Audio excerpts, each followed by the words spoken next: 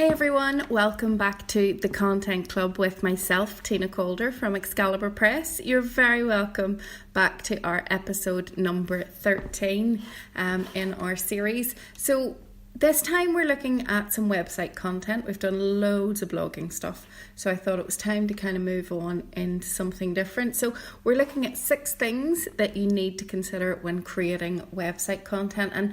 And what's interesting for me, we run a website planning workshop, and one of the big questions that we ask is, do you need a website?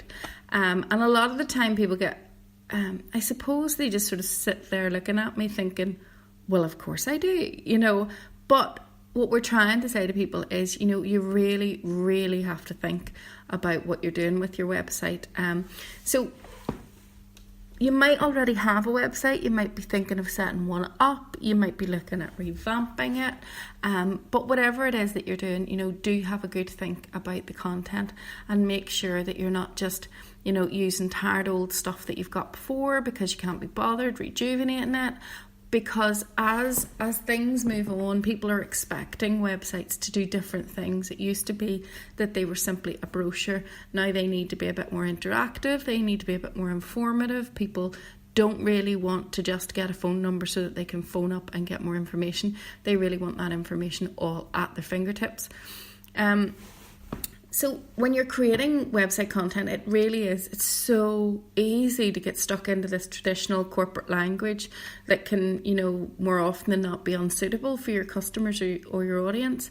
But because there's this obsession with being professional and the old stereotypes of what that professional looks like, and what that means for business leaders and owners, there's this fear of projecting the wrong image. So what happens is a lot of organizations and a lot of websites end up actually doing exactly that. They end up putting out the wrong image because they're not traditional, they're not, as corporate, etc., etc. So I mean, in recent years, consumer needs, and expectations have changed substantially. They don't want to be dazzled by jargon. They want to be empowered and they want to make informed decisions. And regardless of whether that's business to business or business to consumer, whoever is purchasing the product or service, they're more likely now than ever before going to research that product or the service, and they're going to look for the best deal, and they're going to look for a really good understanding of what you do and what they're going to get from it. So I think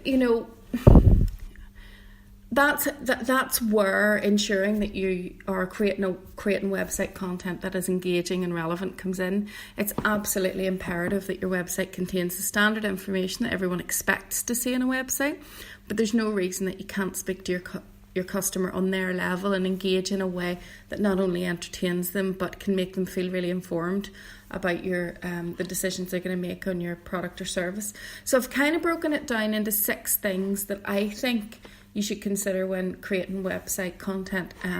There will be other people will have different ideas of what that should be, but certainly this is coming from Excalibur Press's, I suppose, experience of working with clients and going through their website. And there's some clients that we deep dive into websites, and we spend an awful lot of time working out the navigation, how it's going to look, and I'm not talking about design wise, I'm talking about, just things like formatting and what content is going to be there and what content's going to sit out and what's going to, just be furniture, as I call it. So you might find that a marketeer will have different priorities, a web developer might have different ones, etc., etc. But these are mine. So there's 6 of them. Number 1 is a purpose.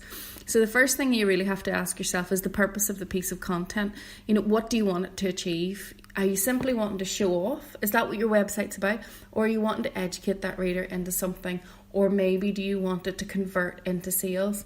So having that very clear purpose for the content that you're writing can help you craft something that's not just relevant but also interesting. Excuse me. And of course, for me, distribution is huge.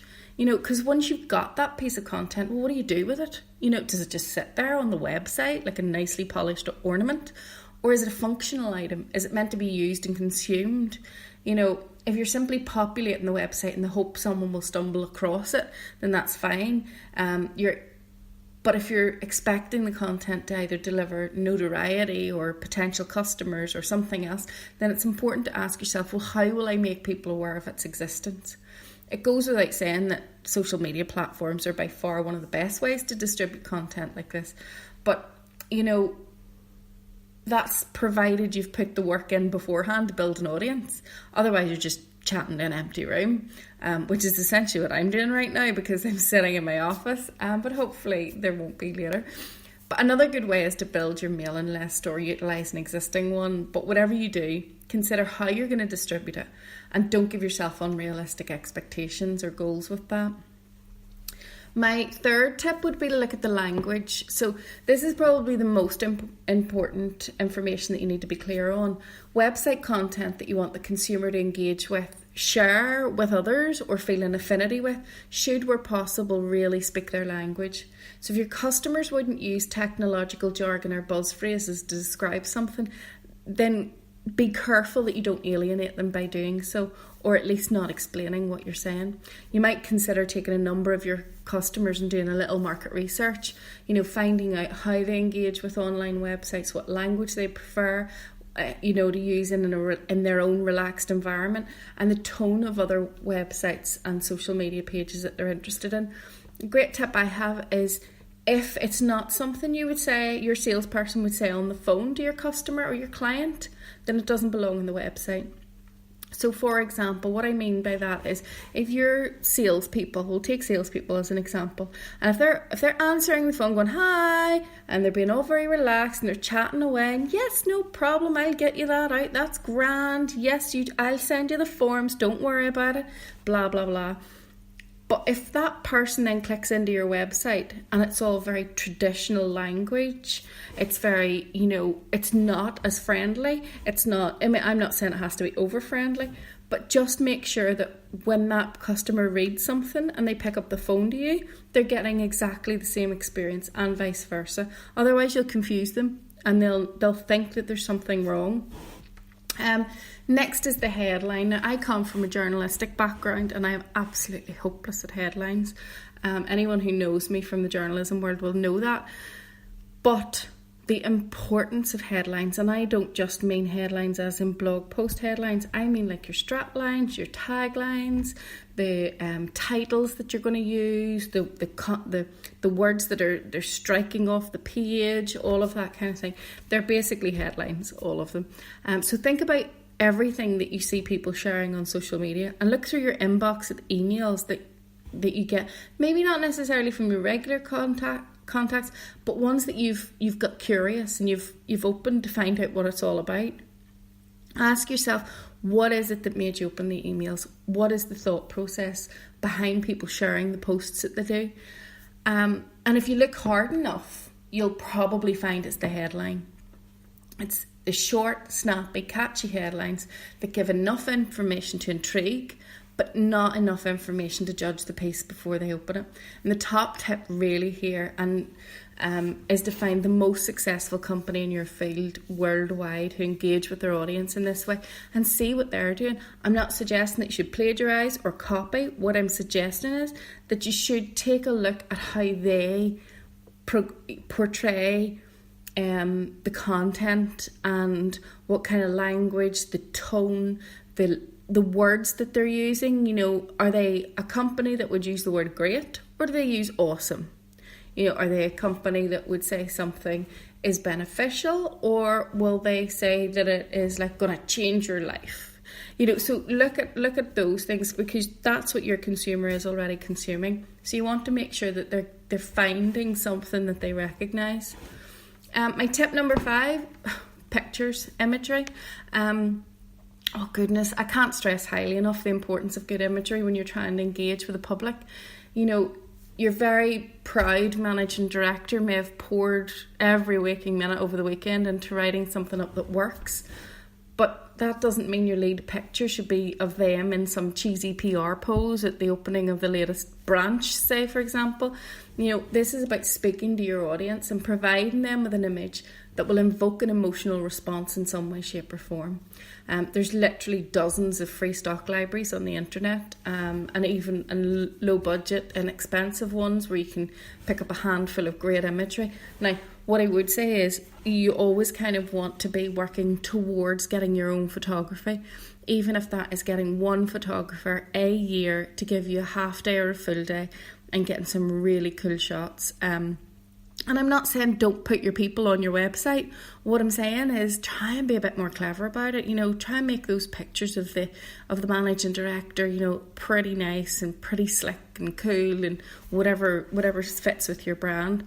Because it's so, so important. And I know there's so many people out there as well who, excuse me, I'm going to have a wee drink.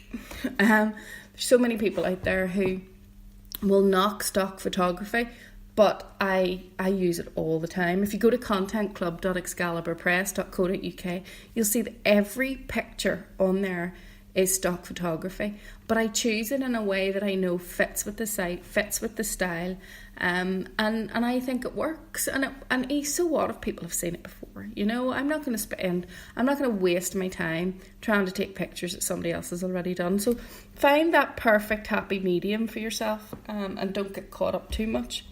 Certainly, I would suggest getting a photographer for a half day or full day and having that all planned out and making sure you get the best of it as well. It's definitely worth it. So, number 6, my last one, is time. I know it's a weird tip. It's probably the biggest and most important question you have to ask yourself, is whether or not you have the time to develop this side of the business. You might recognise its importance and you might even be really keen to get it off the ground, but you have to consider the cost of your time against what you could be doing. So if that's business development, invoicing, doing the job that your company does, etc., etc. And also what I mean is, it's the time, once you've started the ball rolling, when you're writing fantastic content for your website, you're updating it regularly, it's all gone hunky-dory, and then everything gets busy, a big contract comes in, all hell breaks loose, and what's the first thing to go? Those things like creating blog posts and updating prices and all of that kind of thing in the website. So do consider the ongoing amount of maintenance and time that's needed. And of course there are companies, shameless plug, like our own Excalibur Press, and we specialise in developing online and offline content and creating website content for this very purpose, as well as that content developers can help you come up with some new ideas or see your business from a consumer point of view. And you'd be surprised how easy it can be to get your expertise, your business and your professionalism across in a clean, crisp, engaging piece of editorial. And of course, something that you can credit to yourself on the website. So we do a lot of ghostwriting for people.